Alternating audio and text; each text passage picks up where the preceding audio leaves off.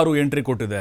ಈ ರೀತಿಯ ಬದಲಾವಣೆ 16 ವರ್ಷಗಳಲ್ಲಿ ಇದೇ ಮೊದಲು. ಅಂದರೆ 16 ವರ್ಷಗಳಲ್ಲಿ ಈ ರೀತಿ ಆಗಿರಲಿಲ್ಲ ಬದಲಾವಣೆ. ಕೇರಳ, ಕರ್ನಾಟಕ, ತಮಿಳುನಾಡು, ಮಹಾರಾಷ್ಟ್ರದಲ್ಲಿ ಆರ್ಭಟಿಸ್ತಾ ಇದೆ ವರುಣ. ಕೇರಳ ಸೇರಿದಂತೆ ಕರ್ನಾಟಕದ ಕೊಡಗು ಭಾಗದಲ್ಲಿ ಭಾರೀ ಮಳೆ ಸುರಿತಾ ಇದೆ.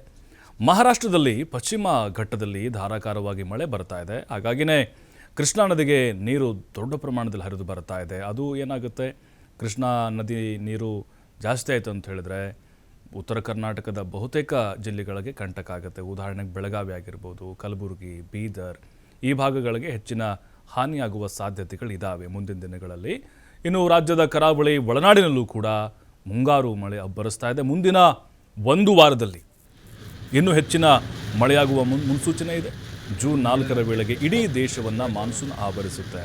ಈ ಬಾರಿ ದೇಶದಲ್ಲಿ ವಾಡಿಕೆಗಿಂತ ಹೆಚ್ಚು ಮಳೆ ಸುರಿಯುವ ಸಾಧ್ಯತೆಗಳಿದ್ದಾವೆ. ಅಂದರೆ ನೋಡಿ, ಜೂನ್ 1ರಿಂದ ಅಧಿಕೃತವಾದಂತಹ ಮುಂಗಾರು ಆರಂಭ ಆಗಬೇಕಾಗಿತ್ತು. ಆದರೆ ಅವಧಿಗೂ ಮುನ್ನವೇ ಮುಂಗಾರು ದೇಶಕ್ಕೆ ಎಂಟ್ರಿ ಕೊಟ್ಟಿದೆ. ಕರ್ನಾಟಕ, ಕೇರಳ ಸೇರಿದಂತೆ ಬಹುತೇಕ ಭಾಗಗಳಲ್ಲಿ ಮಳೆರಾಯ ಅಬ್ಬರಿಸ್ತಾ ಇದ್ದಾನೆ. ಇದಿನ್ನೂ ಆರಂಭ ಅಷ್ಟೇ. ಇನ್ನೂ ದೊಡ್ಡ ಮಟ್ಟದ ಅನಾಹುತಗಳನ್ನು ಮಳೆರಾಯ ಸೃಷ್ಟಿಸುವಂತಹ ಸಾಧ್ಯತೆಗಳಿದ್ದಾವೆ.